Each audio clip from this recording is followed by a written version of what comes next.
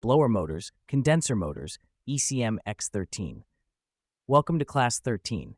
Today we're going to explore motors, the components that make airflow and cooling possible in every residential air conditioning system. We'll break this into three key parts: blower motors in the air handler, condenser fan motors outside, and electronically commutated motors, ECM and X13. Let's begin. Blower motors. Inside the air handler. Your indoor blower motor is what pushes conditioned air through the ducts. It's powered by high voltage, usually 240 volts, and controlled by a 24-volt signal that comes from the control board or thermostat. You'll typically find these three types: PSC, permanent split capacitor motors, ECM motors, or X13 motors. PSC motors are the old-school type. They need a capacitor to start and run. They operate at one constant speed and aren't energy efficient. ECM and X13 motors, however, are electronically controlled and variable speed. That means they can ramp up or down depending on the system demand. This is a big deal for comfort and energy savings. Let's talk about power.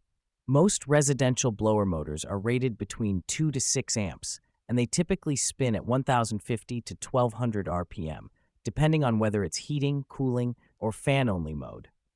Before replacing a blower motor, always check the nameplate voltage in amps, rotation direction, shaft diameter and mounting type, and whether it's PSC or ECM X13. Condenser fan motor side the house.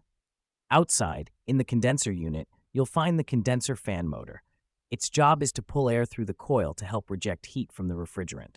It's also powered by 240 volts and activated by the contactor when the thermostat calls for cooling. These motors are usually PSC type, meaning they require a run capacitor, typically around 5 or 7.5 microfarads. Like the indoor blower, these motors often spin around 850 to 1100 RPM. You'll see this printed on the nameplate. If you hear loud squealing or buzzing, or if the motor won't start, check the capacitor first, then the motor windings using your multimeter. ECM and X13 motors. What makes them different? Now let's talk about ECM and X13 motors. These are electronically commutated motors. They don't rely on a capacitor. Instead, they use a control module attached to the motor itself. The control module decides how fast to spin the motor based on signals from the thermostat or control board. X13 motors are a simpler version. They still have multiple speeds, but they're pre-programmed, not fully variable.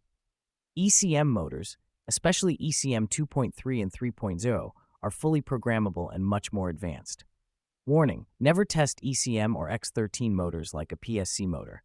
They use DC signal logic, and applying 240 volts directly to the wrong terminals will destroy the motor. For testing, follow this process. Disconnect power, check for burned smell or visible damage. Test high voltage side with your meter. Test low voltage signal side only if you have the specs. If the motor doesn't spin and no error codes show, it may be a failed module or the motor itself. Replacement notes: air handler. Sometimes, in residential air handlers, we only replace the module instead of the entire motor.